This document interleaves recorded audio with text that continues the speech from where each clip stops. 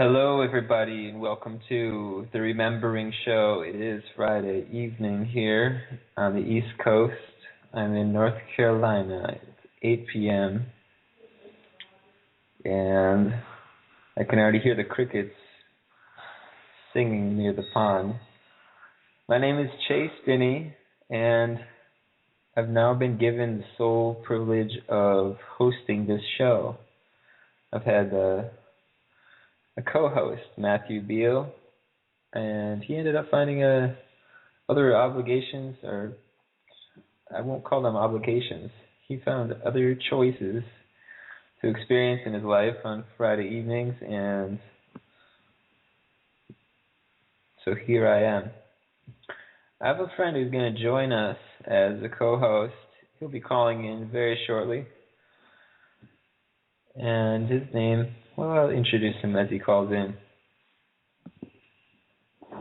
But tonight's show is about the youth, children, and consciousness by the nature of consciousness itself is always changing, always, let's say, improving upon the foundation in which we create vibrationally right here and now. So by saying that, I mean that every new child born in this moment, on this night, on Friday, September 13th, is being born into the vibrational framework that we're setting right now with our choices, with our intentions. And the new children are ready for some completely new experience that I'd love to watch, but from my vantage point, I may not even understand where they're going. But that's the point. It's almost like a leapfrog. Leapfrog effect. I was born into my family, and I almost took on their challenges and gracefully, sometimes gracefully and sometimes not so gracefully, learned the lessons and leapfrogged in evolution beyond what they were able to do in their lifetime.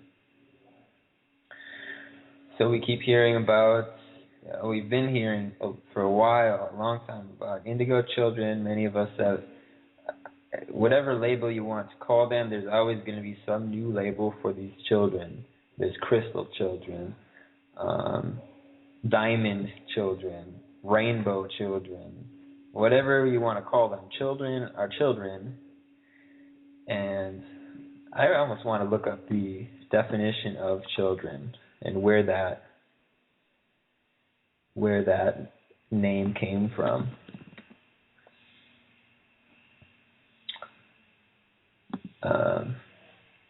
Let's see. Well, I have a list of traits of. I just took one example of crystal children, right? Doesn't matter if it's a child, a baby, or a grown adult human, but the point is the new vibration. The vibration that it seems to reconcile and heal all other suffering and problems and whatever else the society is experiencing. And somehow the children, to me, is almost synonymous with solution or synthesis. Interestingly enough, in Latin, the word for children is liberi. It almost looks like liberty, freedom. Or the word, another word in Latin is puri. It looks like pure or purity. So there's some sort of equanimity with children, liberty, freedom, purity. And I'll just bring it back and say that you don't have to be a brand new baby to be a children, but the inner child is the inner purity, the inner clarity, playfulness. I'll just go ahead and get into this list, and it paints a cool picture for me, and it may resonate with you listening. If you do want to call in, I welcome you, and I would love to hear from you. The guest call-in number is 646-716-4598. There are 2 people in the queue right now as if they raised their hand. 919 and 919 area code and 906 area code. If you do want to speak, since you've been called in the whole time, hang up and dial again and then press 1 so I know that you want to speak and you're not just hanging out and listening. Okay. So here's the list, 25 traits of crystal children. We are highly psychic and possess a natural lie detector. You can spot us by our eyes. We have large eyes that look wise beyond our years. We are old souls, and even as children, we look like an old spirit in a young body. When we look at you, it feels as if we are looking into you rather than at you. This is because we are looking at you. We are reading you. Number 3, we are often called serious children. We are not. We are very playful. Our old soul shines through, making people think we are serious. Number 4, we will tolerate authority as it is the indigo job to buck the leaders. We know that any authority we must endure is only temporary. Number 5, we are universal love. 6, we are gentle. 7, we love to give spontaneous shows of affection. 8, we are forgiveness and oneness. 9, we are Christ consciousness. 10, we are here to share the same message as Christ. Peace, love, forgiveness, and oneness. 11, we are empaths, sensing emotions. 12, we are highly telepathic. 13, we are often misdiagnosed as having autism or Asperger's disorder. 14, we do not speak until 3 or 4 years of age. We do not need to. We only speak because you need us to speak. When we decide to talk, we will usually need speech therapy as physical words are foreign to us. 15, we can read your thoughts. We cannot determine between general thoughts and private thoughts. To us, there are no private thoughts. Because we cannot comprehend private thoughts, we have no understanding for personal space. Since we are all one, there is no such thing as personal space to us.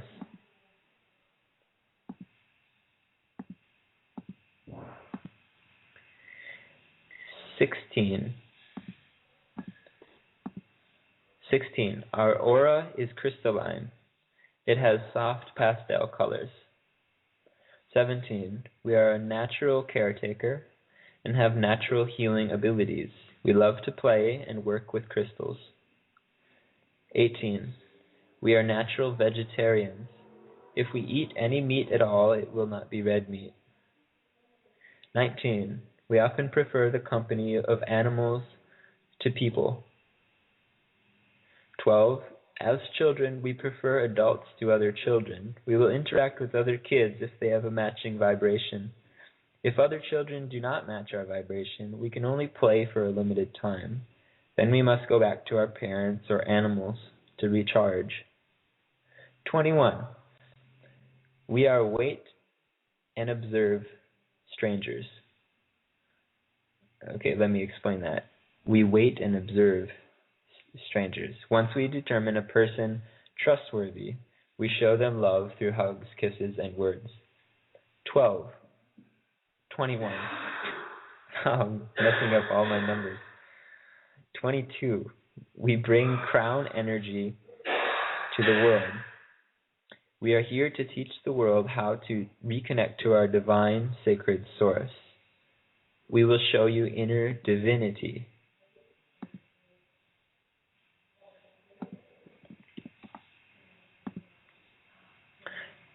23. We open the door to telepathy, which will one day be the sole source of communication to the world.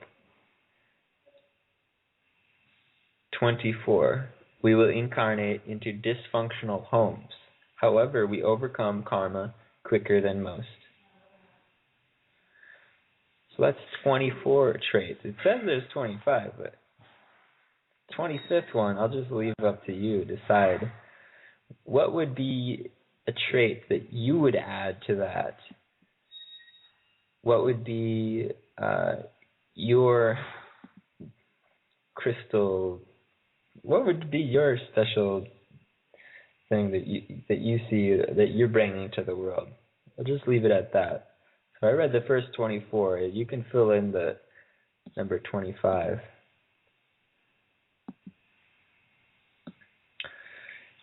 Is that Chris? That's me. What would be... Okay, Chris, I'll let you introduce yourself for the most part. But everybody, here is Chris, the one I was telling you about, who's going to join me for the show tonight. Hello, everyone. My name is Chris. I'm from St. Cloud, Minnesota, and that's where I am reaching out from tonight. It's awesome to be here. I'm excited to talk about the younger generation's awakening and all of the exciting things that are happening worldwide.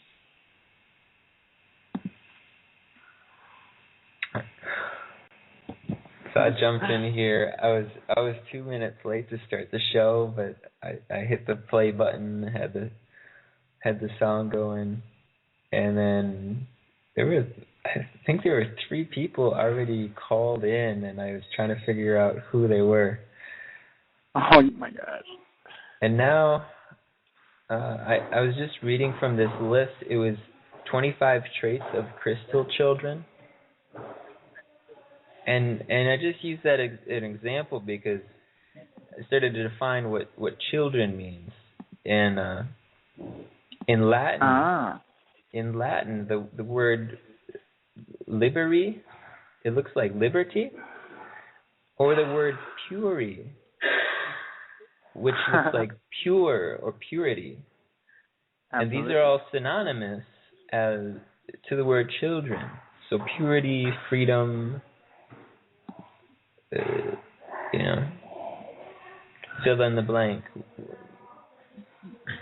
But this was one example. It was a list of 25 traits of crystal children, and there ended up being 24. So I'm looking to fill in that number 25. Someone left it off. Could you think of anything off the top of your head? What would you say is a characteristic of, I guess, a characteristic of a crystal children, of a crystal child? Whatever that term means, right?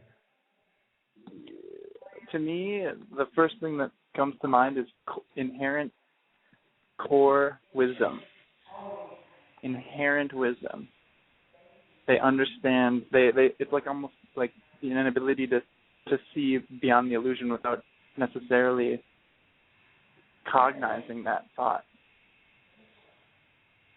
They just operate from that frame of reference, at least in my experience. So it's something completely natural. They might not even be aware that they hold this wisdom. Right. I mean, at least, until they find their way to the information databases, the internet, and then start making the connections and understanding. They just have that. They have that core fortification, that inner drive, that inner wisdom. They want the world to be good. They want the world to be peaceful. They have these understandings, that are beyond the ego before, before learning of the ego, about the ego, or confronting the ego. I think throughout my life I've given people a bit too much credit and assumed that they also knew and saw and perceived life the way that I did. So I never shared it. But as soon as I started to share it, I was like, wait, what? Like, unconditional love is a new idea for people? It is. One of those things that was shocking to me. Like, what, you guys don't contemplate, like, what we are? We're just too busy, or made to believe that we need to be. We're kept very focused, very distracted, for lack of better terminology, it seems.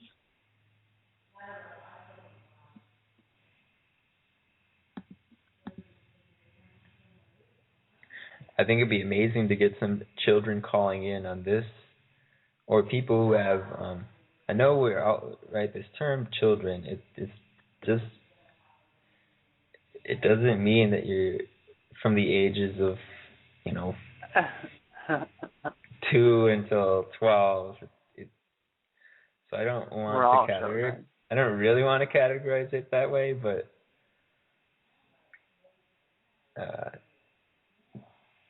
I love meeting kids that have like this new perspective. Especially, that's why I love the kids with autism or Asperger's. They're just like a little bit weird and out there, but I get so curious about them and try to understand like how they see things, and that just, it really puts me on. It puts me on this edge, that just a really joyful edge. Absolutely. I mean, speaking on, I babysat a child with Asperger's, and I'm equally fascinated by these children with autism and even children with Down. They seem to, we all have our unique perspective on the one reality. We all manifest our own unique reality, but these kids really seem to perceive from and experience from their own reality, and it sheds a lot of light on that idea, the idea that we need to look beyond what we think or what our conditioning has tuned our perception to experience as we grew up, in that there are many, many more expansive ways to experience, to live, and to interact with one another. And speaking on the age thing that you were talking about, I mean, we're all children. I'm 24 years old. I consider myself a big kid. I think that that's the natural state that a human should exhibit. Unconditional love and joy. Unconditional childhood. Unconditional childhood. Unconditional curiosity. Unconditional courage. Okay, what do you get curious about? Where does your child like? Where are you most a child? I guess for me, I get most curious about people, about how people define themselves, how people see themselves to be and experience themselves to be.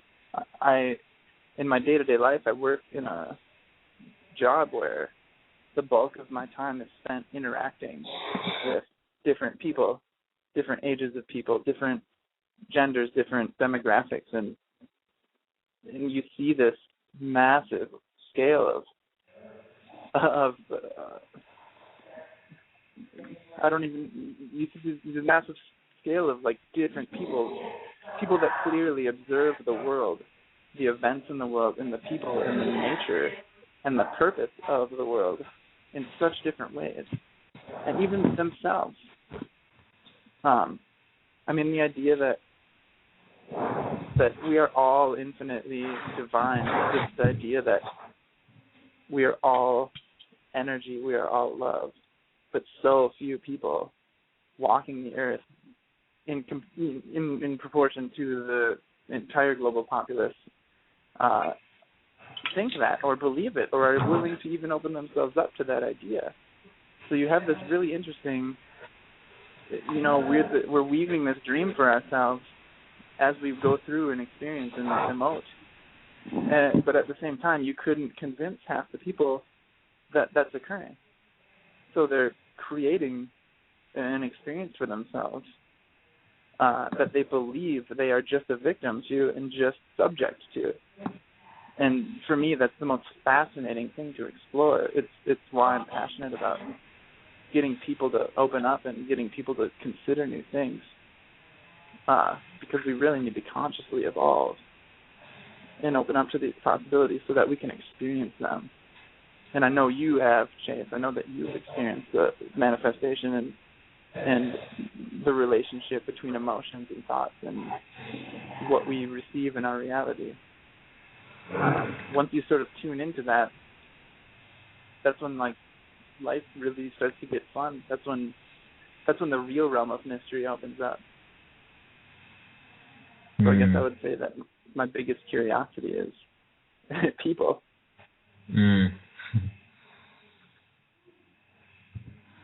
Yeah, it's like when people, when we open up and start to flip the polarity in a way. That's a term that Michael Monk uses as he teaches this energy mastery, where you flip the polarity where now you're not just in there watching a movie, but you're actually the projector of the movie. Right. And so you start to be, now you're sitting in the driver's seat and you're choosing your thoughts and you're choosing the questions even. Whatever you're curious about, you start to be the questioner, and you be the creator. It becomes it's a new kind of fun, and then especially when you got friends, then we can talk about this, and you can go exactly, and you. I don't know. I really don't know if what I'm saying is exactly what you're thinking, but there's some sort of this communication, and we're able to consciously navigate and play with it. Yeah, we're able to connect in a sense that our realities experience synchronicity with one another. And that's exciting because, you see a lot of people, you experience a lot of people in reality. The global populace of atheistic people and agnostic people and even nihilistic people, because until you believe in yourself, until you give yourself the credit for the power that you have, it is a scary place. It's a lonely, it's a low density, long wavelength, cold, harsh place, and it can feel very lonely if you separate yourself. So to find the power, to find the universe within yourself, and then to share that experience with another person, it almost changes who you are as a being from the human perspective. And that's why it's so exciting. It's so exciting to start connecting the dots and start opening those beliefs up with other people so that you can give power to them.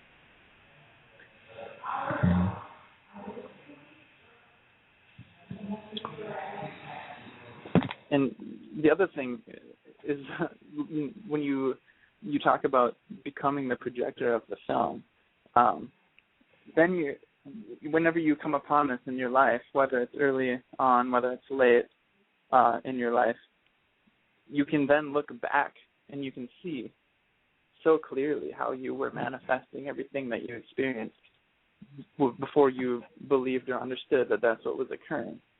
And again, it opens up such an incredible realm of mystery and also offers so much insight into how to live, how to think, how to interact with yourself, how to interact with your environment, how to interact with the collective and with people. And it seems like these crystal children, these indigo children, they have this understanding. They have passions that they manifest regardless of anything. They won't have the conditioning that, maybe the older generations are programmed with and hold tight to. They won't accept it. They know that there's more. They know that there's supposed to be joy, there's supposed to be freedom, and there's supposed to be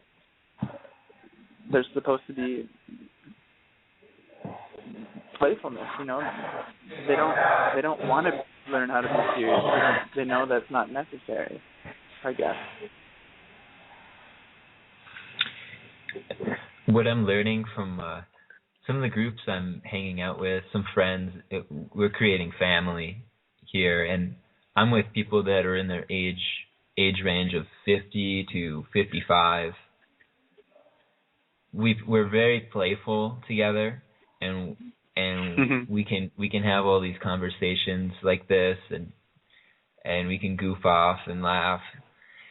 But there's some very distinct differences in between generations, because I'm 23, and so they're 30 years older than me, and they've actually had 30 years of working working really hard, working jobs, maybe jobs they don't like, and then even if it was a job they like, they seem to be like overly busy, kind of stressed, and like wishing they had more free time. And so they've had this lifetime of a career. I haven't had that experience in my life, and so there's this difference that I'm learning from them, because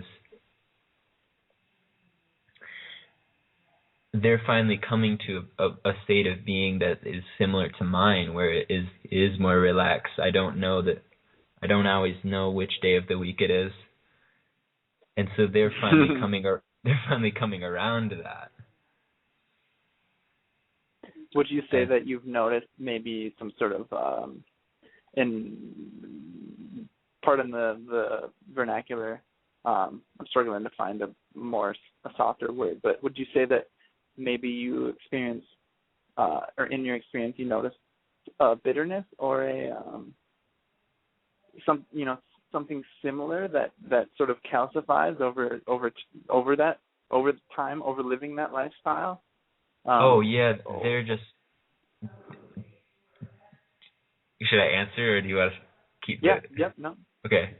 Yeah, there's definitely this, like, I'm sick of working. Like, I'm just fed up. I'm exhausted. There's that feeling. Their heart knows better. Yeah, they're expressing. And then on the other side of it, when I flip it, and if I'm the old person, or where am I harder than I need to be? Where have I calcified my emotions? And I look to kids who are like, I look to kids that are younger than me, or even people, it doesn't matter what age, but there's some things that I just don't, I want to learn from the ones who can take the whole day and walk through the woods and like have fun with their imagination and just play, and there's these groups that I've been joining that do comedy improv, and basically it's just a game of make believe, and you just make up funny stuff and you make up scenarios. You don't even have any props, but you'll make up these imaginary props and play with them. And I feel like wow, my creativity is just like I need to work on it. You know, it's like my creativity I'm out of shape. I need to go to the creative gym. Well, are you doing this improvisational, these comedy groups? Are these with younger people? Some are just some are older. Like some of these people were in Portland, Oregon, and they were like 50 years old, or some were 40, wow. some in their 30s. But they've been very active in theater and thinking on their toes. And I think a big part of it is not self-imposing judgment either. That freedom to just imagine and just express that imagination. We get so walled up by the idea of being perceived and judged and categorized by others because of the strong polarity that we live in. And I think that scares us. That makes us uncomfortable, just freeing ourselves and freeing our imagination. And it's something that you certainly have inspired me to overcome. And it also reminds me of the friendship news when you were back in Minnesota, and discovering incredible wisdom, incredible truths with children. Or with a friend, with a young, with a child, with a friend that's a child that's innocent and that hasn't spent years considering the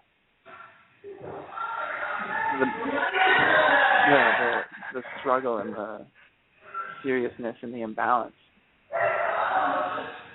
Mm-hmm.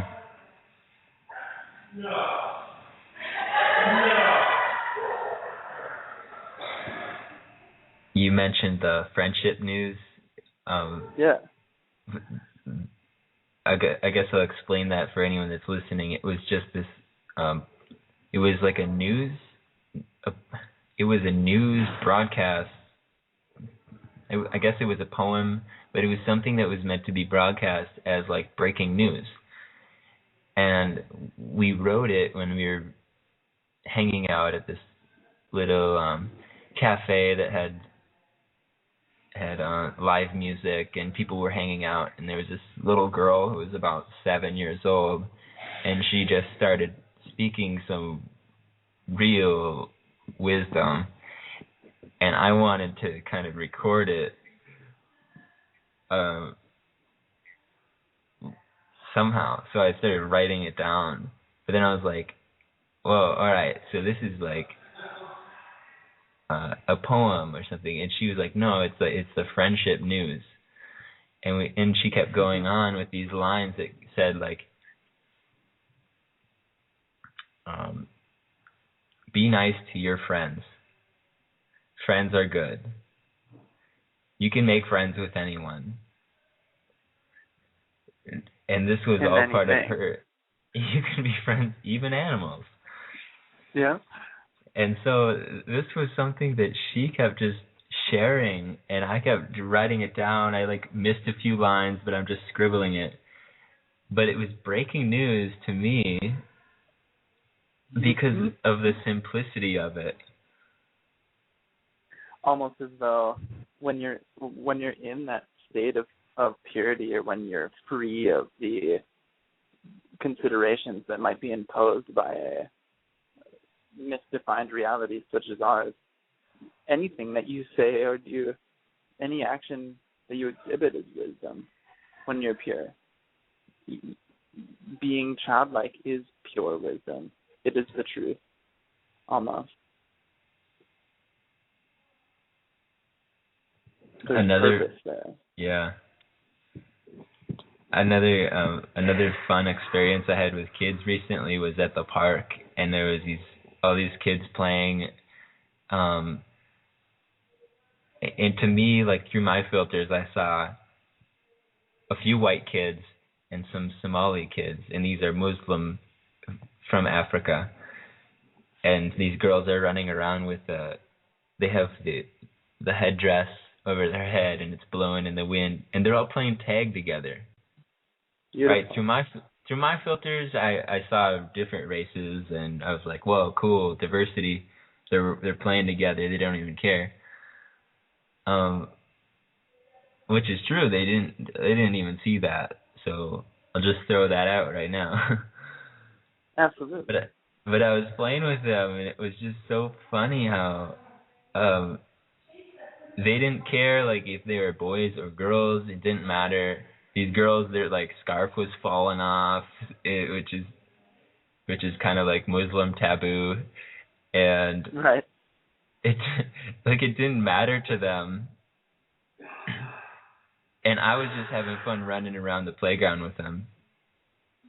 And after we were done, it was like there was no goodbyes or anything. Everyone's just like, okay, like we're done playing, and they all run off.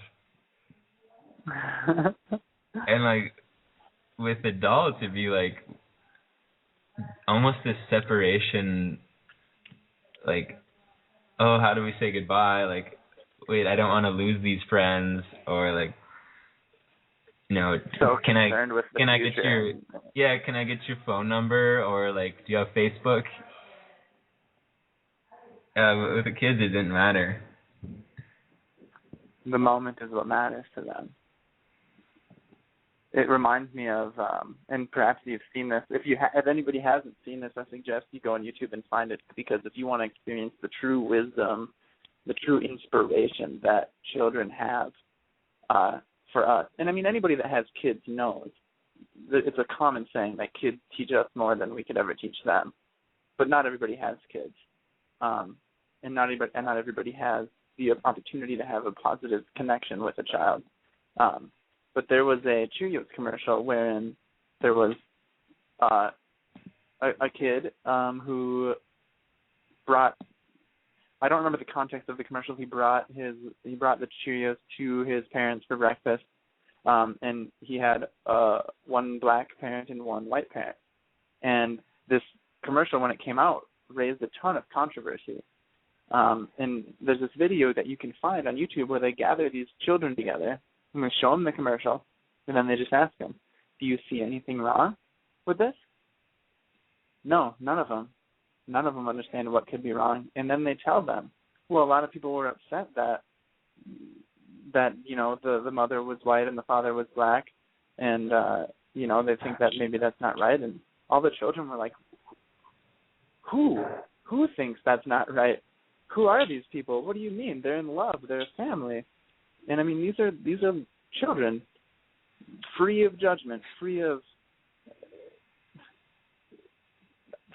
all of the separation and the borders and the conflict that we allow ourselves to experience. We allow to crystallize within our ego and within our being. And it's really beautiful. It's beautiful to see that there's hope in the future generations. It is our hope. I watched that and I was crying because these kids they're just normal kids too. It's not like they took they didn't take crystal children or rainbow children or indigo. They didn't take any of these like psychic kids who can speed read without even looking at the book. But these were just normal kids. I did watch that, and I actually posted it on the 5dmedianetwork.com, where this show is this show is actually hosted from 5D Media. So if you're funny that you would bring it up. It's one of the blogs I posted. So it's in the database. So if anybody wants to go check this out and be moved for a moment, please do. Yeah, or can you just Google racist Cheerios commercial, kids. Exactly.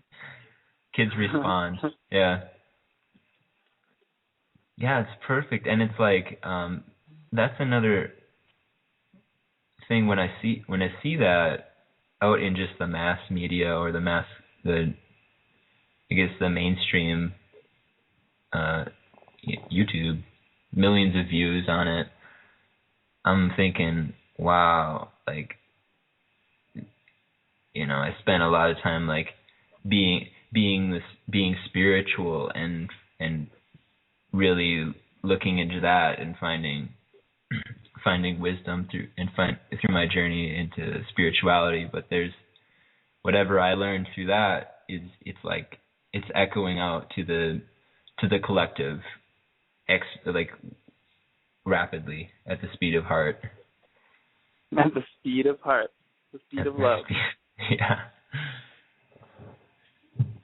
And the other thing is, and in speaking in reference to spiritual journey, because obviously there are millions of people of all ages right now that are experiencing powerful spiritual revelations and understandings and making massive leaps in consciousness and in inner peace and in growth. But another thing that children show us, because a lot of this is understanding based. I mean, for me, it certainly is. Understanding the design, understanding the purpose, understanding the it's so tied in, intertwined spirituality now with quantum physics and with this deep, true understanding of reality and of creation. But children show us that it's not about understanding. That's something that you have to teach your ego. Once it's crystallized with a different belief system, you need to teach your ego that so that it will allow you to experience reality properly. But children have not crystallized their ego with false beliefs. You don't need to understand. You don't need that intellectual left-brained support. You just need joy and acceptance and love. And that's the key.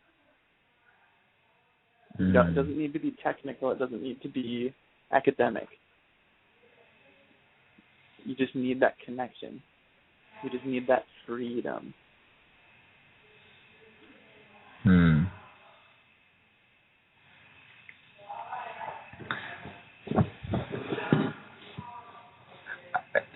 I was almost resisting when you were saying that. You don't need understanding. You don't need this. And I'm like, but wait, no. Maybe it's true. Yeah. As an adult, it's different. I'm speaking that children show us that they can manifest, they can exhibit purity and wisdom without. They don't know quantum physics. They don't know, but they experience the emotions. They emote. They feel the connection, and they're in the flow with joy. They have high vibrations, and they're on their high paths. And that's, speaking of children, because this is in reference to children or the younger populace awakening, I think it's important to talk about teens, the teenage years, because to me, or in my experience, the teenage years are really when a person starts to think and act, dictating their own actions, dictating their own thoughts, their own aspirations. It's when you sort of take that first step, side step into reality for yourself. You feel confident enough in yourself to take on reality. It's almost, to me, it seems like the period of time when the ego really begins to crystallize, because you really begin to define yourself as a human, throughout your teenage years. And I think that's why it's important to let children be children and to reach out to them and to allow them to experience different beliefs, different worldviews that people have, and allow them the knowledge that they can decide what they should believe and how they should live their life, and that influence should be nothing more than a consideration. Influence, from their parents, from other kids, from elders, from the media, and even from esoteric sources. we are all on our own journey, and I think that we should keep our minds and our hearts open, and I think that we should allow our children to do this as well. We don't need to create. Once you have a child, you've created this child. You nurture this child, and you allow this child to experience, and you keep them safe. But you don't need to create their personality for them. You don't need to create their character. You don't need to create longing for passions in them. This will develop. They will develop this on their own, and if you allow them to, it will be in harmony with their highest purpose. It'll be in harmony with the self. I think this understanding is like starting to come out now a little bit more, rather than the multiple generations that were all taught the same thing and all taught to aspire to the same thing. Mm-hmm. That's so true. I have a caller on the list from 612. Wonderful. I could see who it is if they want to comment. A local one, Minnesota. 612, are you there? I know who this is.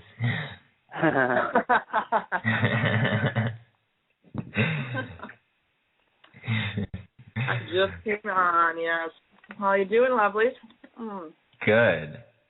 So I know who you, but maybe Chris doesn't, and if anyone's listening. Who are you?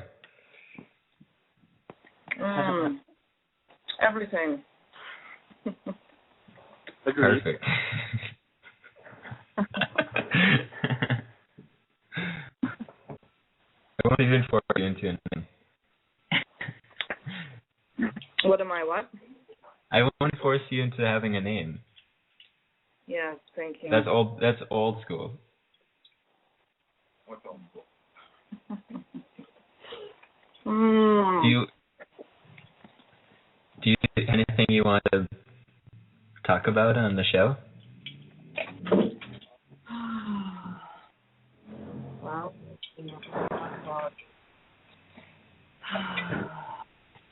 just thinking a few minutes ago about where all this was created from, and going and asking for help to come in now, and not having the prolonged suffering keeping going on, and having all of the entities and stuff who are watching and waiting. There's no more waiting now. I mean, it's time to come in now and switch over the energy and not keep going, everything that's been going on. And whoever, all of the creators who helped create all this in the first place a while ago, they have been letting go of, and I've been feeling their remorse from what they have started, and it's time for, just to have it all. And so I've been calling upon and asking for all of them to come in. There's no more waiting, because they've been waiting and waiting, and I think it needs to be overriding the free will, because people are not able to do it. So, Sounds like the child needs to be born in everyone right now. Heather, or allowed to come forward at least. give the child a really high level assistance, because everything that's been more and more, much more assistance I think is needed. So many people are not able to do that on their own.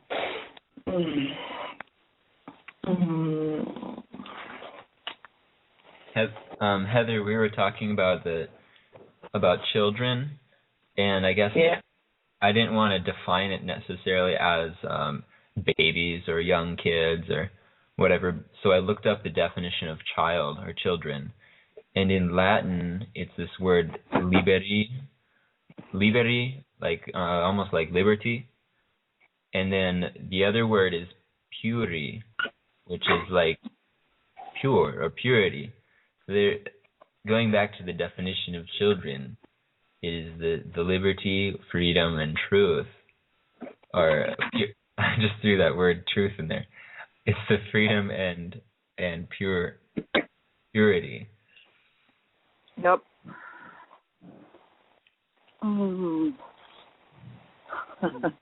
Speaking of purity, I'm running around outside nude right now. Running down the street. Yes, everybody. Free yourselves.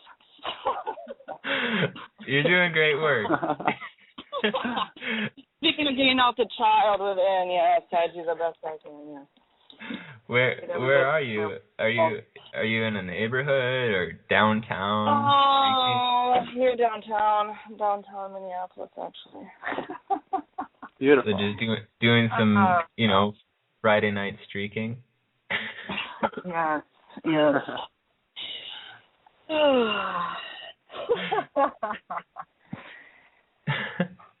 You can do it, everybody. Just, it's all good.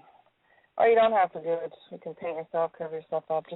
Just play, be wild, free, let it out. Or you can do it in quiet ways, too, if you want. But just, yes. Just let go, huh? Let it out. Do you have any other practical advice for us?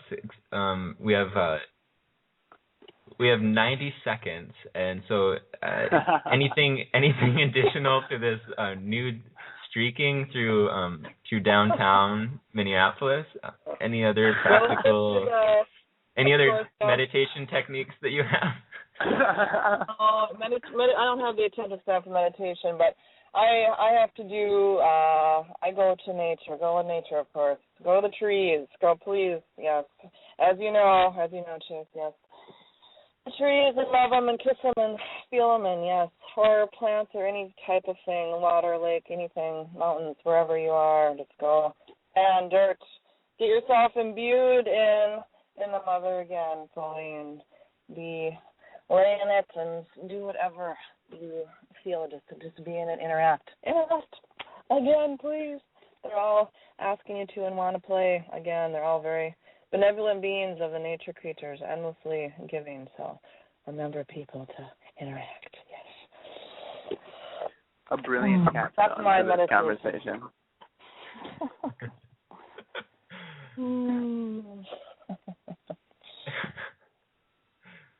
Yay!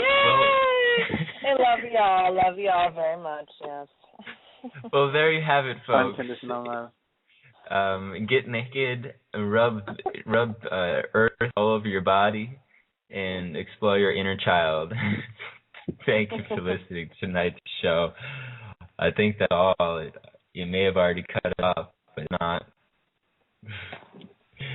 There we go. Thanks for calling in, Heather. Chris, this was great, a great talk. And Heather, you weren't even listening. You weren't even listening to the show. We might be able to just talk for a while. It appears that it's working. Yeah. So you weren't even listening to the show, but you called in. I did. Yeah. Mhm. Perfect. Yeah, we were talking about just exploring our inner child and purity and what were we talking about? Hey. Just doing stuff that kind of breaks you free from these beliefs and social conditioning.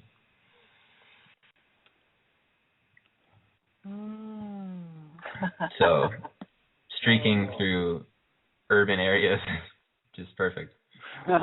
Yeah, absolutely. I wanted to. Have you ever met Heather? What's that?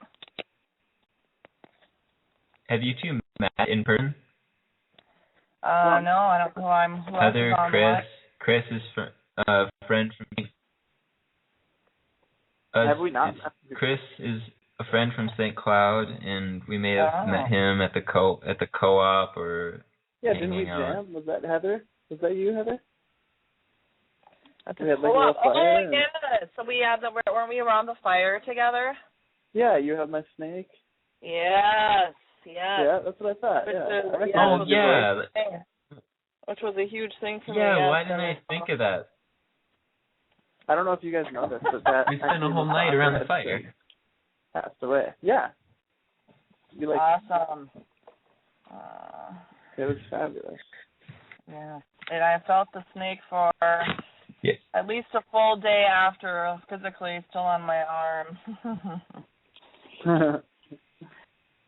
Bringing its beautiful medicine in, yes. Letting it go through. Yeah, Heather, that snake left the snake shed his skin, his whole body, and he moved on. He passed away. Oh, wow. He coiled his way into back into the self, and he's now contributing. Awesome. From a different place. Transmuting into everyone.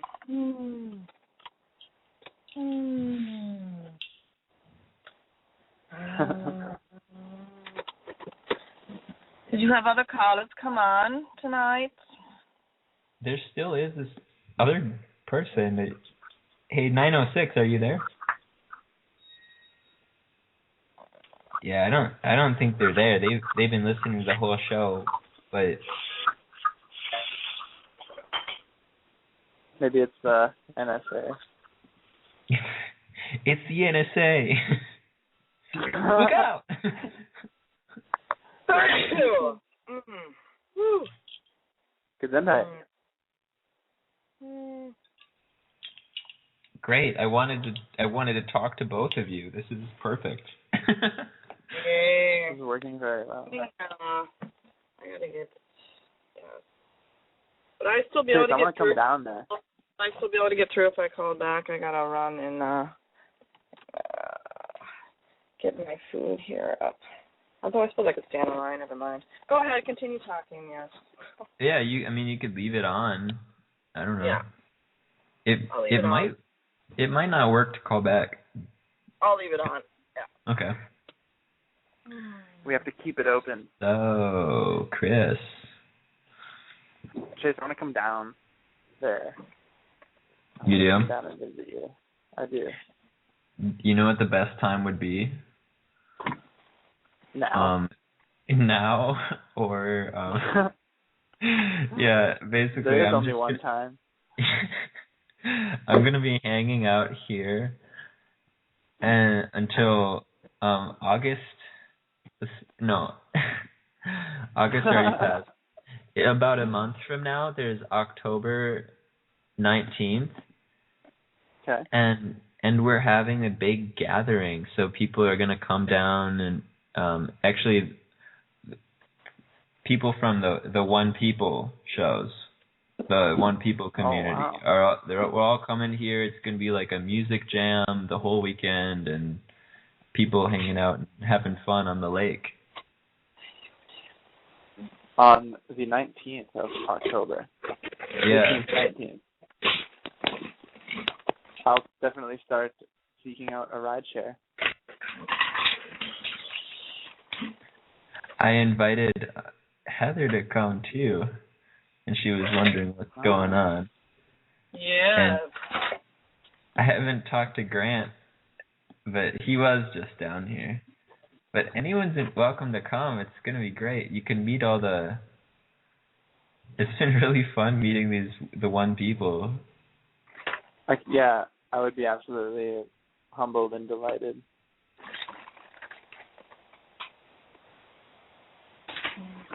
Because they're really goofy. I'll definitely put power into that. Try to make that happen. Maybe I'll take like a week off and just get down there for a while.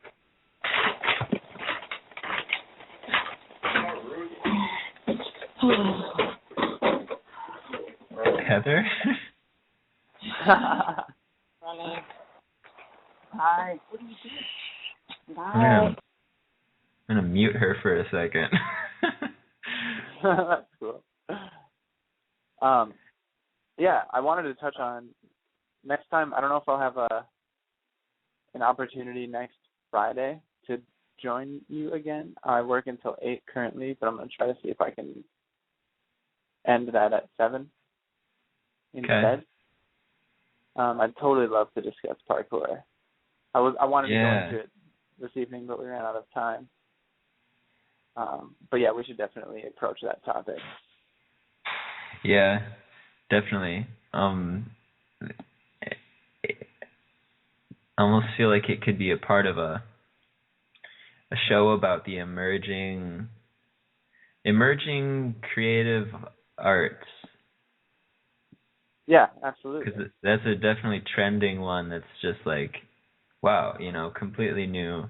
Although it doesn't seem like it's new. It seems like it's just something that people have done forever. It is, because it's a natural human experience. Just that we've constructed a reality wherein it's not facilitated so much anymore.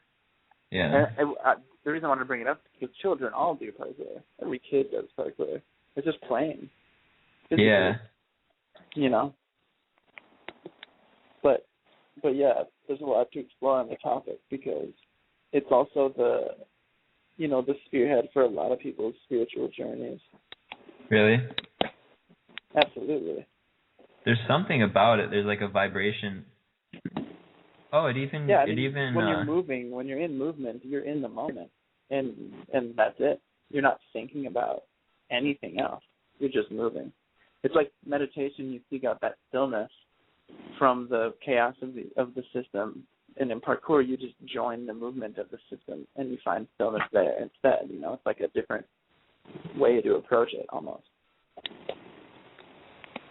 like martial arts. It says parkour is a holistic training discipline using movement that developed out of military obstacle training. Initially, yeah. Yeah, parkour. Have you seen it, Chase? I started to watch some movies, and it's amazing. And then I started playing on benches and like trying out my balance and movement and jumping and stuff. Sweet. And yourself, my snake friend? That's what? You, Chris. I'm sorry? Yes, and yourself, have you seen it or done it or? Yeah, I've been practicing parkour for a couple of years now. It's like a immense passion of mine. Awesome. I was actually going to go down tonight and train. I was going to do the radio show while I was driving, but I couldn't find a ride down. So when I get off the phone here, I'm going to head out into the streets and train for a little while. Sweet. I'd love to see that. Yeah, it's so much fun, and it's great for anybody to do.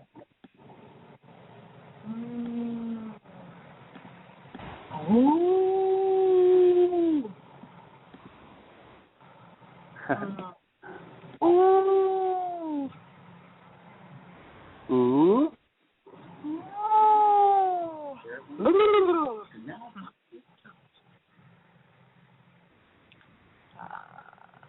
So what is this now, the Gathering of the Oneness? You're playing music, you said? It's for, where are you staying? Are you still staying with the author? Are you writing that distilled water book? I'm in contact with him, but I'm now in North Carolina.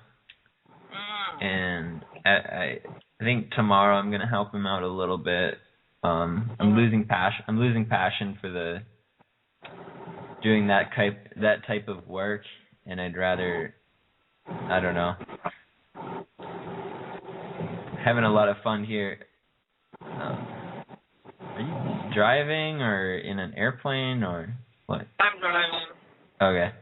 Well, I'm in North Carolina right now, and we're at this big house of friends that we met at the gathering at the beginning of this month. There was 33 of us that got together in this small town, North Carolina. And then out of that sprang the group of us, a little dolphin pod, 5 of us that so now we're staying in their big their big house that was.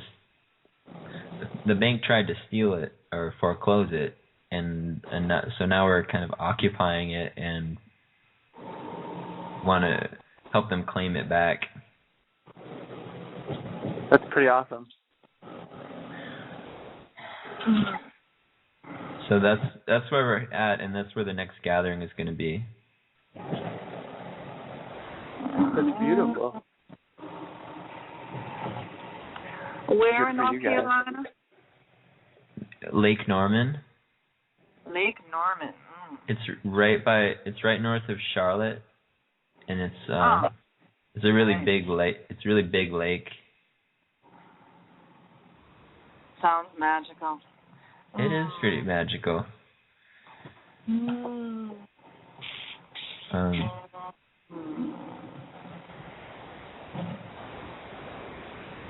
So y'all can come down together. Yeah, we'll have to figure it out. I should put the request in for work tomorrow, and then I'll see what happens. But I'm going to put a lot of power into manifesting that.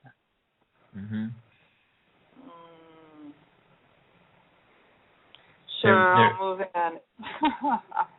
I have no place to live. Yeah, I thought of you, Heather, and I mean, we're calling it a community house, and so the idea is we started to put the garden together, and I don't know what it's gonna develop into, but it could. We could talk with everyone, and you might be able to stay for a little bit. Yeah. Well, yeah, if I came down, it'd be nice to stay for at least a week. I'd be fine, right? Yeah. Yeah. It doesn't have to be there. I want to hop around, but yeah. If you want to hop around, there's also the possibility of a 5D tour.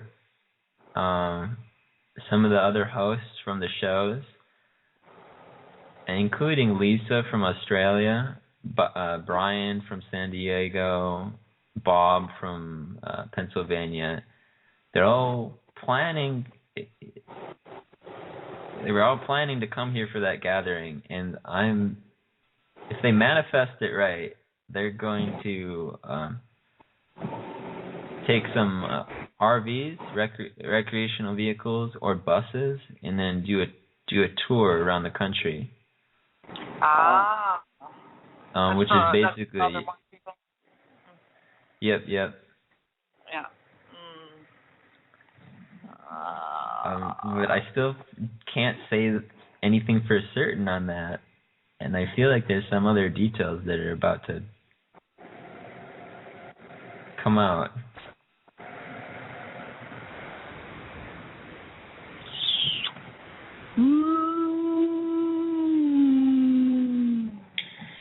I have an appointment with a banker on Monday because I called him today. I called him today and I said I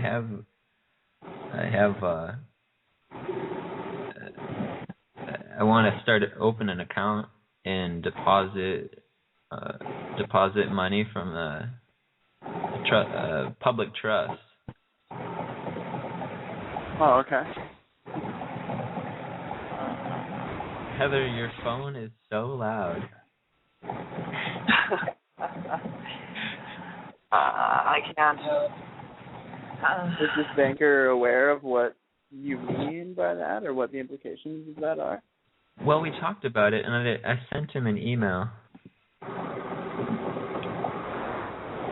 with the actual financing statement from the One People's Public Trust, which guarantees $5 billion for each and every person on the planet. So it's basically like everyone on the planet inherited $5 billion. Once the foreclosure occurred? Yeah. So I was talking to him about opening an account so that I can, deposit some of that. And how much are you going to try to deposit? well, yeah, that's what he asked me, and I said $500 million.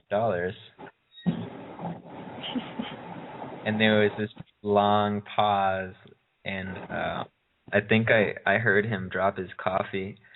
And then we kept talking, and he's asking me more questions about who I am, where I come from. He's like, "You're young. You're like 23, right?" And I'm like, "Yep, just 23 years old." And found out that I'm one of the beneficiaries of this trust, so I want to deposit some of it and start to spend it, you know. And I told him I have some projects in mind, some organizations that I would want to start, and he sounded more than eager to work with me.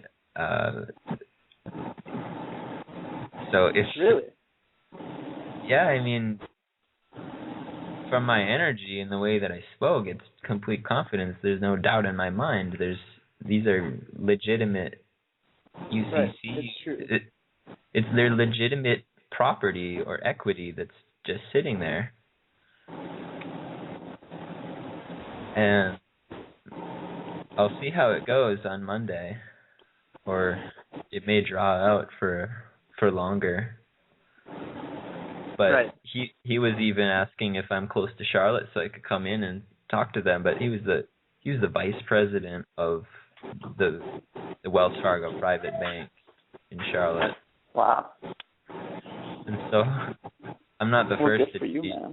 I'm not the first to be calling, but we've been hosting there's this girl named BZ and a group of usually about 10 people on the call, but they do these group calls, and they've been calling Wells Fargo vice presidents and regional managers and over the past week and having these same conversations. Well, I kind of got to go now, but I will I'll correspond with you over the next couple of days, and I will re-familiarize myself with the latest state of the trust and everything that's going on, because I definitely like to discuss that more with you, expand my understanding of it more and whatnot. Yeah, definitely. Yeah.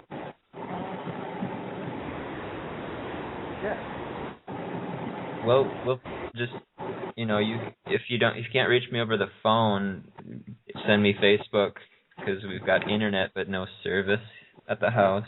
So. Okay. We'll talk soon.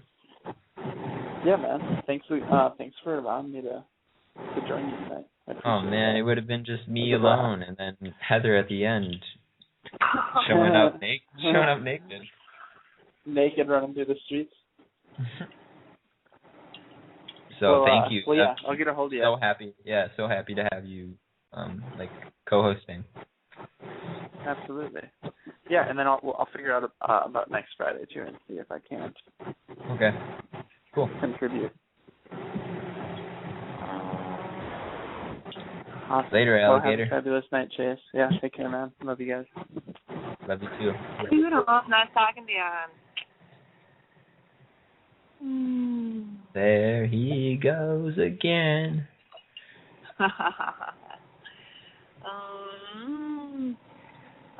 What are the other wellness people up to? Let's see. I don't know. The last couple of days I've been really focused, working with how what the next step is for depositing in the way that I was just describing. And mostly it's just fun, and it could work out, it could not, but I'm learning a lot about how banking works and where value comes from. And I've always heard that money is just made up on the spot, but to actually be talking to the vice president of Wells Fargo private bank, and to have him be treating me like royalty or to. I mean, he called me, and I was frantic right away because I missed the call, and I'm like, crap, I have one of those goofy voicemails. It's not a normal voicemail. It's like, hello, Chase Binnie. Yes. Leave a message with your voice, and I'll listen to it with my ears. And it didn't faze him. He left a message like, hi, I'm looking for Mr. Chase Binnie, and this is Wes Alim, and I'm the vice president of Wells Fargo, blah, blah, blah.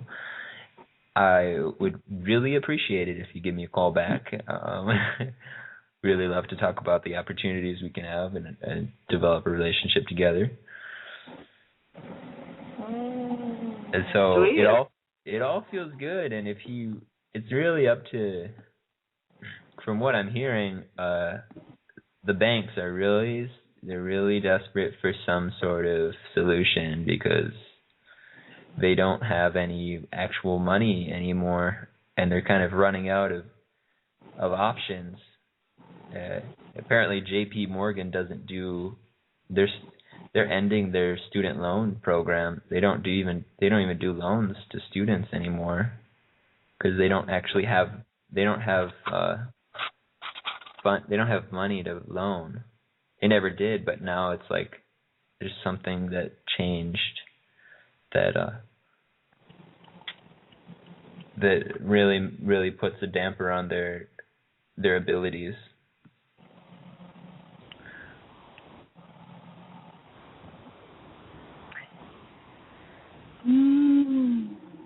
How'd you get? Is that the vice president of all of Wells Fargo? I don't know. It's a vice president or of one of the private bank. Brand.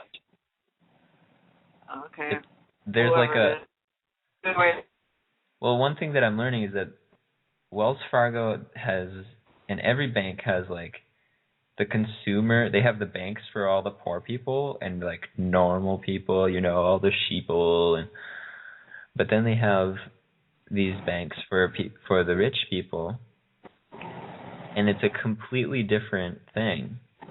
These are people dealing with multi-million-dollar accounts. Yeah. It's like a completely different bank.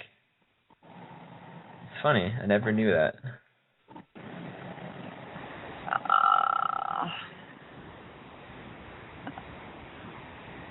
Have you ever heard of penny shares? No. What's that? It's like a pyramid.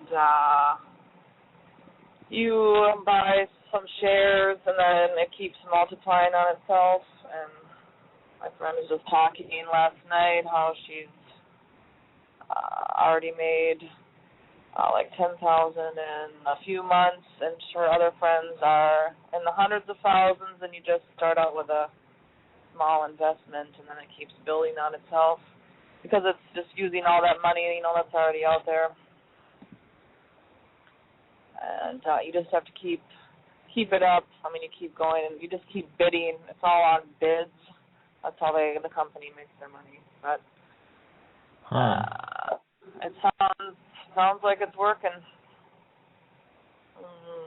Huh.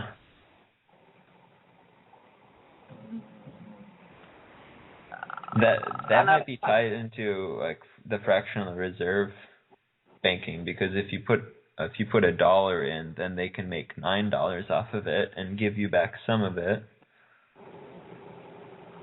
Well, it's all done through the guy who started is selling stuff, and whoever has the most bids or the most right stuff, then you get that. But it's a shareholder of, I think, houses in Hong Kong and elsewhere, I think in China.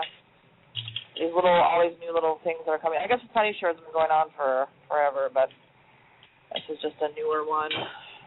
Yeah. Yeah, the main point of what I'm doing with it is it's the point that we are the value. So the money is not backed by gold or anything like that. The money is backed by me, by who I am. Yeah, right. Or it exists just because I say it exists. And that's how I'm able. Well, if this works out, that's how I'll be doing it. That's how I'll be able to do that. And therefore everybody can, and therefore money is not limited to a certain group of people, but everybody can have it, which means that that it becomes irrelevant, which means that we just start to live and thrive as communities and not care who has and who has not, but everybody shares, and then so on and so forth until the end of time.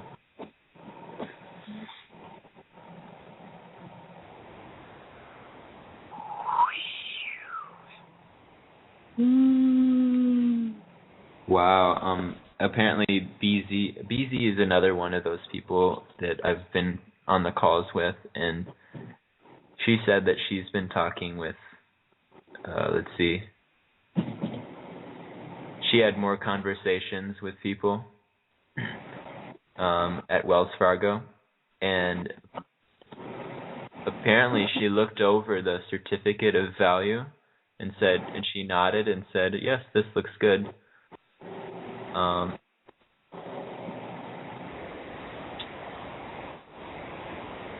It just seems like we're really at this edge where we're about to do it, and these floodgates are gonna open up, and then all of a sudden, we'll have some of the brightest and most enlightened beings accessing millions of dollars at one time, and then immediately transforming our world, into just a place where there's nobody goes hungry and nobody. It's just going to be this most creative, awesome planet. That's what I'm envisioning and holding space for. Once that gets started, then there don't have to be no money at all. It will all be changed over, just using straight up energy from all the everywhere in the pyramids again.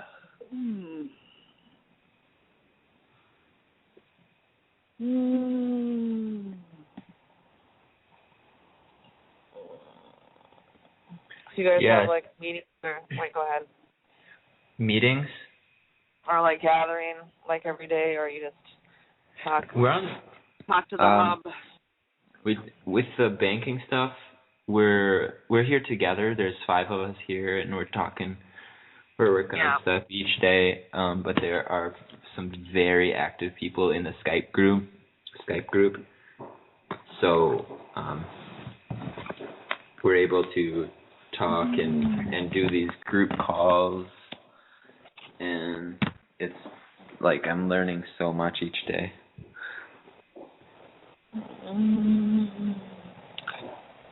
And what were we just on? We were just on a radio.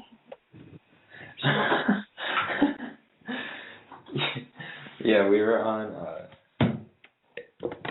I don't even know if we had many listeners, but we were on a show hosted on this 5D media platform. Oh, okay.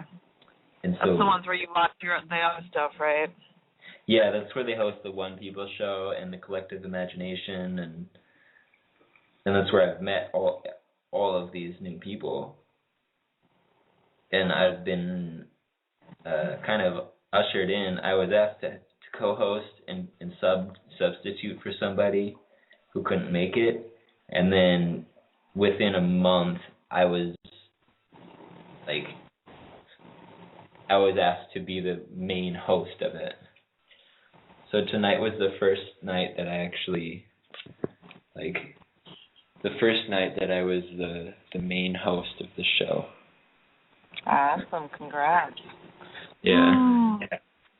And Chris loves. Go ahead. Chris loves talking, and I feel like so nice for him because he doesn't have many people to talk to. So I'll get him on the show as much as he wants to.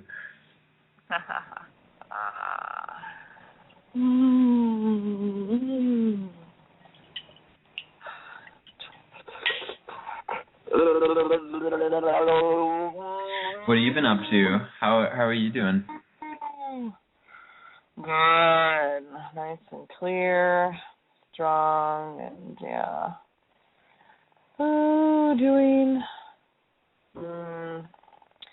Playing, of course, as always. Just doing my stuff, still going to my groups, and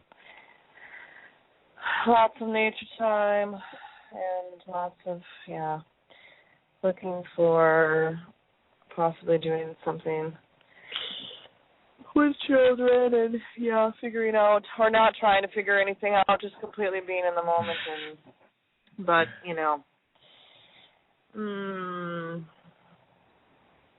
just being. I was in a church group, which was interesting. Everybody was talking about wellness, and everything is strange around here, all the groups, because everybody is, in their own protective space.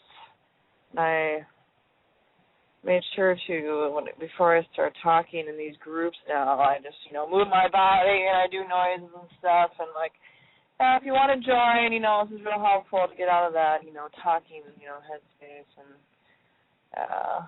some people will do it. Some people will just smile, and that's fine. And,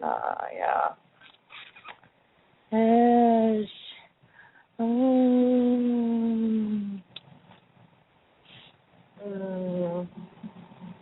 Different stuff every day. Flying cloud drive is what I want. Yeah.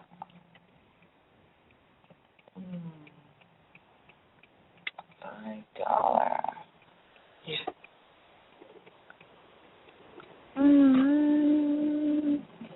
Do you think you're going to stay in the Carolinas for a while?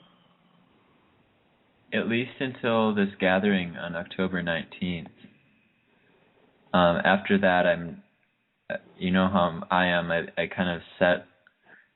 I only speak to a certain. Right. Yeah. And you'll be off before you're off to the next adventure. Yeah, who knows? And I could stay here, or I could go on tour with the 5D crew. But the way things are going, I wouldn't doubt if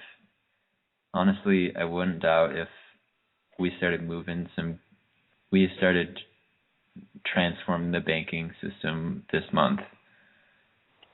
Yeah.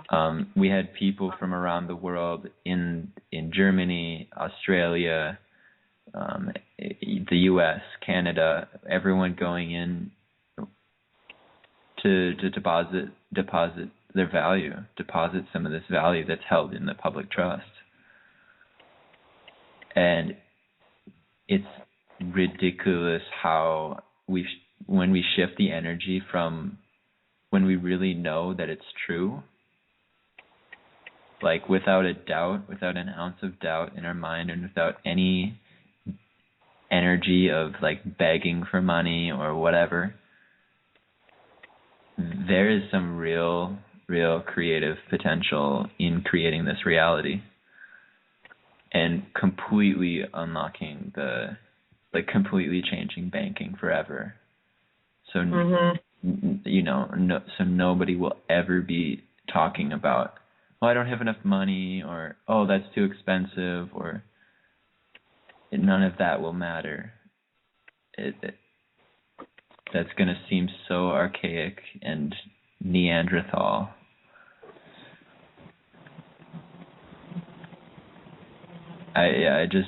I wouldn't doubt if things changed before then, and October 19th we'll be celebrating and having a good party here, and then basically, I don't know, whatever we want to do.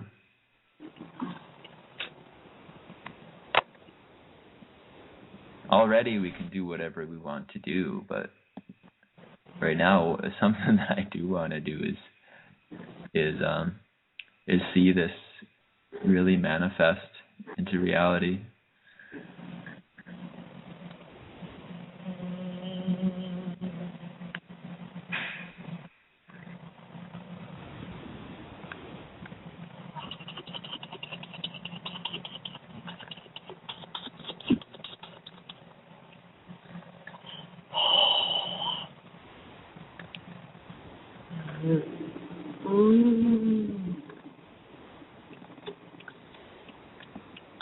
What else have you been vibing with that? Vibing in the Carolinas besides that, or you mostly just been focusing on that? What else?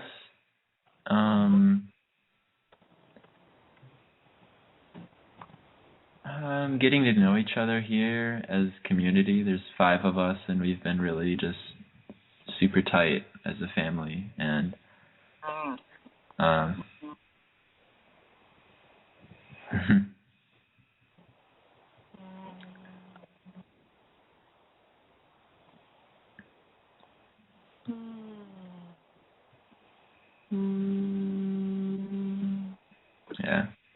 You guys hang out, do activities. You're mostly around, come and go.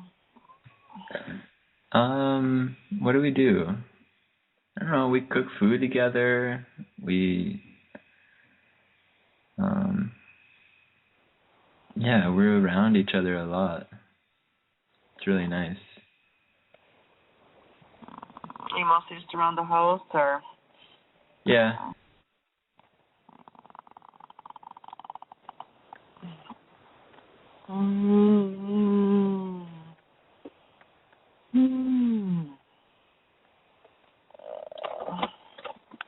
Everybody eating good, I'm assuming, all healthy eaters. Pretty good.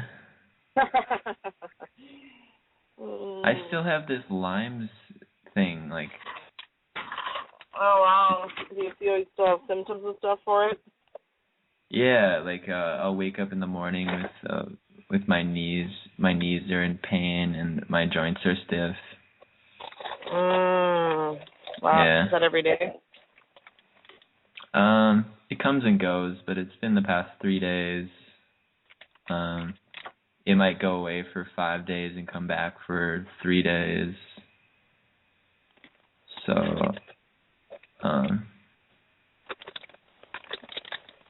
I decided to start.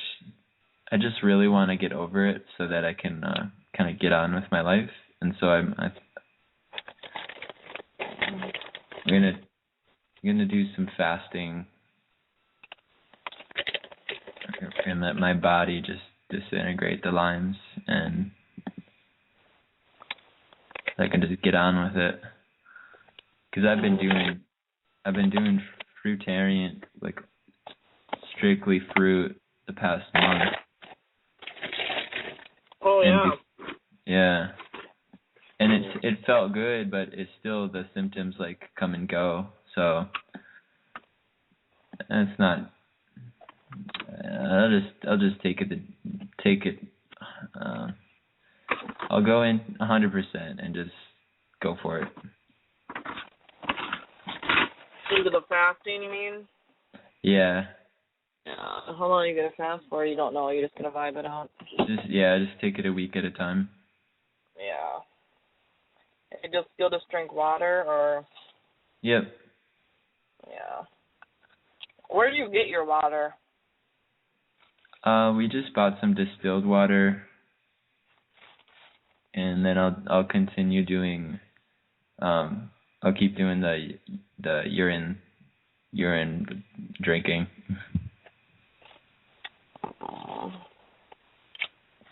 But when I was with Andrew, he had a distiller like in his house. That was cool.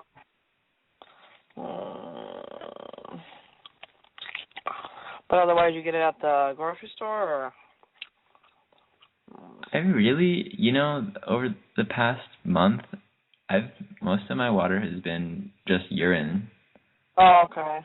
Because like drinking or eating so much fruit, it's a lot of water, and so any extra water I need just comes from this like urine that's really clean.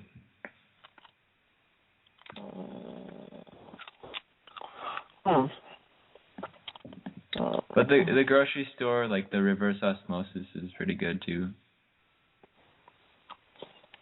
She was taking out like a glass jug and fill it up. Yeah. Yeah. Always. The only place, I haven't found a place that has distilled water in a, dispensary. It only comes in plastic containers, so I haven't. Right. Yeah. So I'm looking for some. They got to start getting those distilled water machines in the co-ops. Yeah.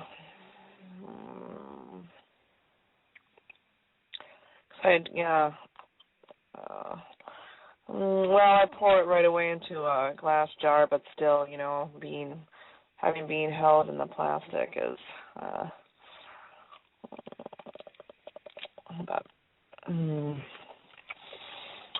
I might have to switch to the stuff that's being dispensed, I think, for a while, because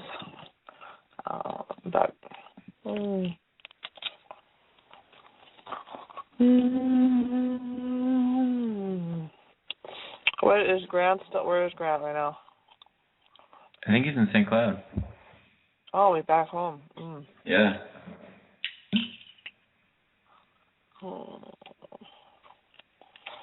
I need to talk to him. Does he still have the same number? It's like 761-7173 or something like that. Can you text me it? I probably don't have it. Okay. Yeah.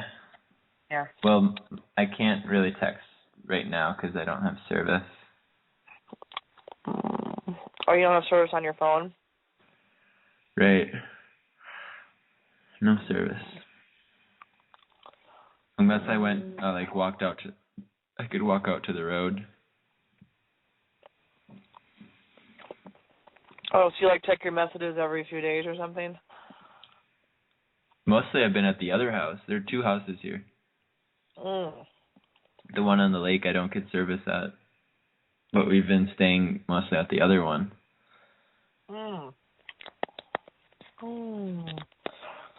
Is it all in the country? So it's just two houses by the lake and or is there others?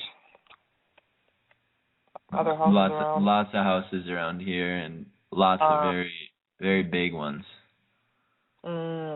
This is where like the NASCAR drivers have their mansions and yeah. It's like Minnetonka.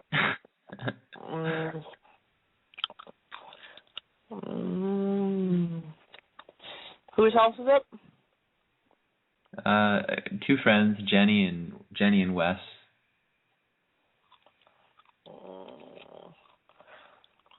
She built it. She designed the house. She's a home designer. Nice. But they ran out of moolah or needing, and their bank's trying to take their house, or? Well, I don't know how it happened, if they missed a payment or what, but the bank filed for foreclosure, and then so they got the heck out of here, and now it's just been sitting open, and they haven't actually come and repossessed it. And now they're discovering it may have been sold at an auction, but the person who owned it went bankrupt, so the auction may not have went through, and so they're figuring out some of the details there, and then we're planning to just take possession of it by common law. She's really into the legal stuff. Well, yeah, you got to be if you're in that situation. Yeah. Oh, that's something I would want to do for a second. I don't like all that stuff.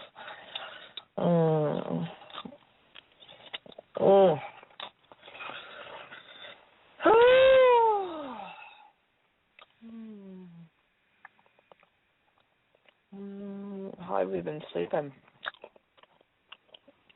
Sleep? Mhm. You mean like long nights or dreaming or? Yeah, all of it. Sleeping okay, pretty good. Like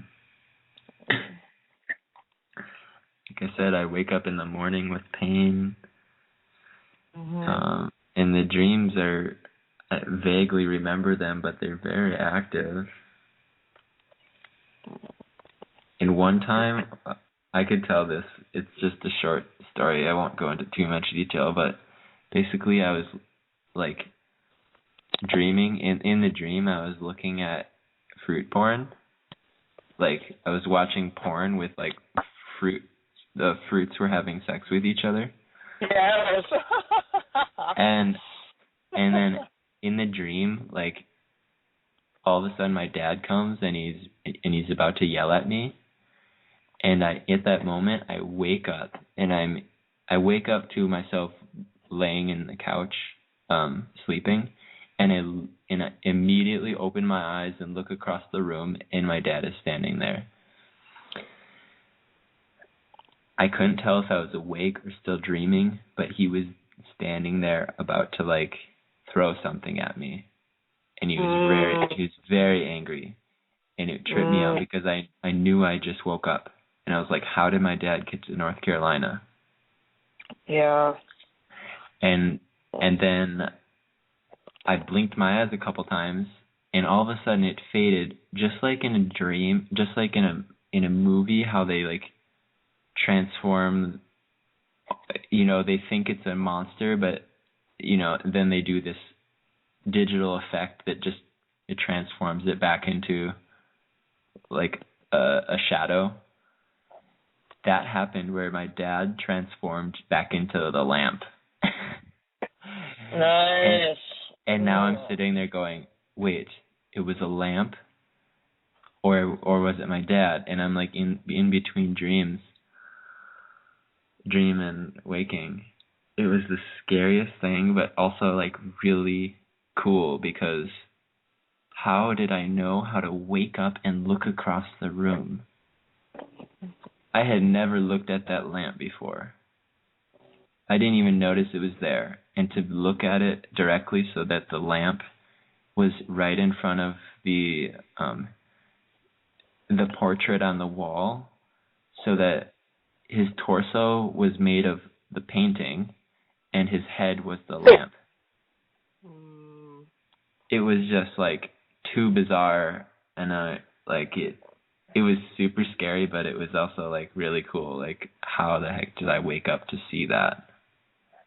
Yeah, you're projecting yourself into the space.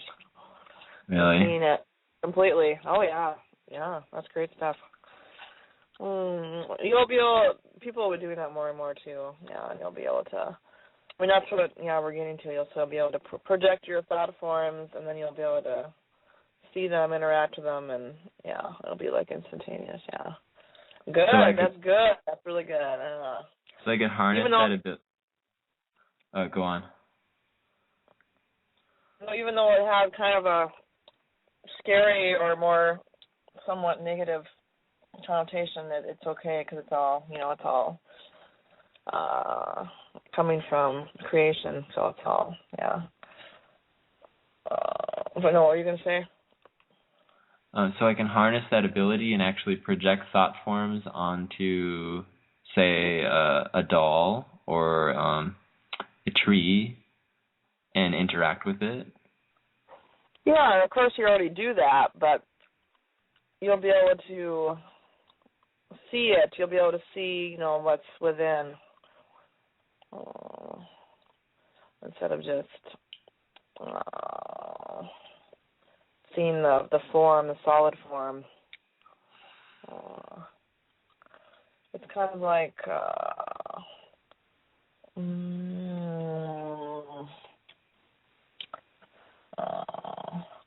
your dream is encompassing this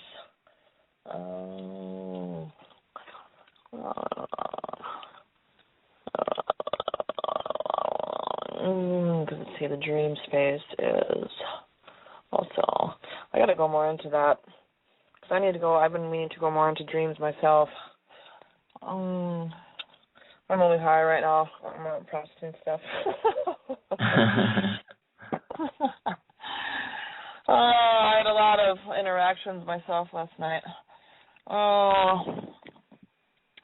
A little funky, some kind of fairy spirit I was leaning against a tree and it threw me and threw my phone. I'm like, well, excuse me, I can't put my phone down. Okay, yes, God.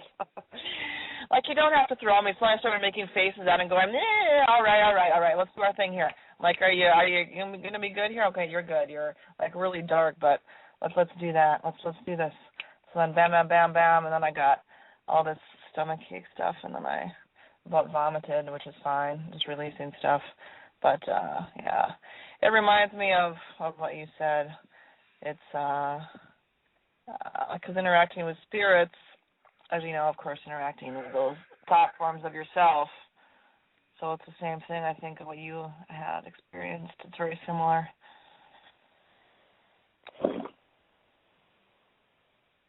Except you individually created it instead of having it be created by, everything else. Or their creation, you know what I mean? Yeah. So you'll be able to project yourself, you'll be able to move yourself and, teleport. It's a little bit like teleporting, but you're doing it in a smaller vicinity, and you'll be able to put yourself into other people and things, or into the banker. And give them all weebly wobbly and say, well, you can have a eureka moment. Wow. I feel like that's what's happening. Yeah, it is. But then I think you guys should, start, well, maybe you guys are already doing it, but just playing yourself and all the banking people and,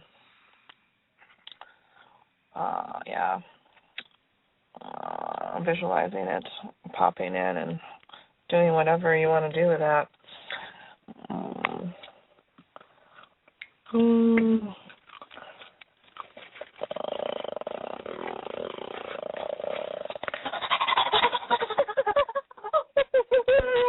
Oh, yes.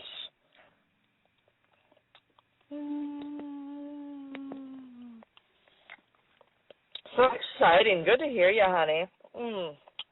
Yeah, you too.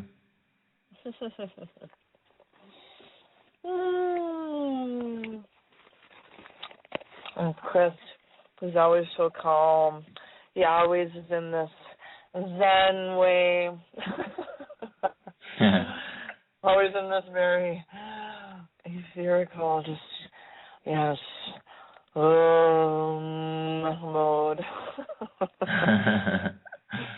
Oh.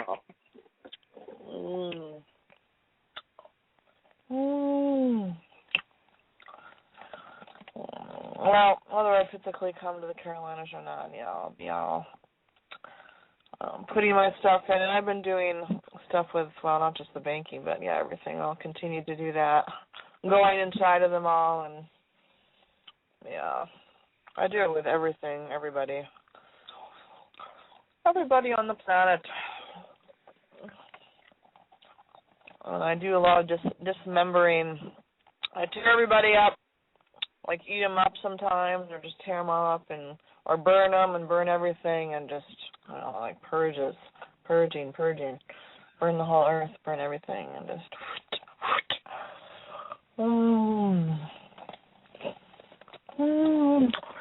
and connect to the. I finally got off the job of activating the pyramids. I'm finally off of that. I did whatever I needed to do, which was good because it was taking a lot to know others. It's almost done. It's almost ready to go again.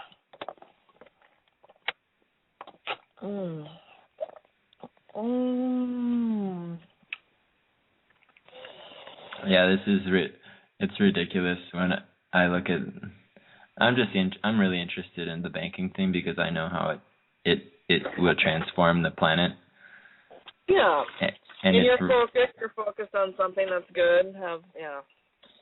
It's ridiculous how BZ is telling her story right now of how it went when she actually walked in and talked with I think she was talking with someone, maybe it wasn't the vice president, but it was someone at the main office.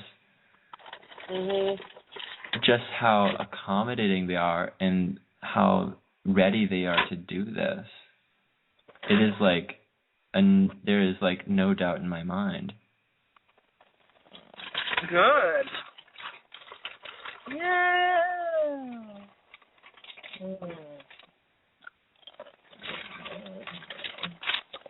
So it sounds like you guys are all that way, pretty much, right? You guys are very confident. Yeah, definitely.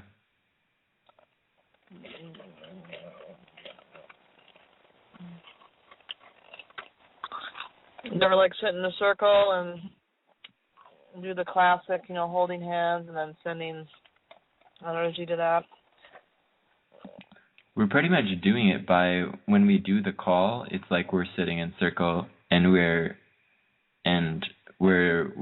practicing that vibration of confidence and like really communicating and with these bankers and really talking to them in a language that we both understand and presenting it in the way that energetically they can't. It's not energetically they want it so bad. They're stressed out. They are done with. They want something big to happen too. But yeah.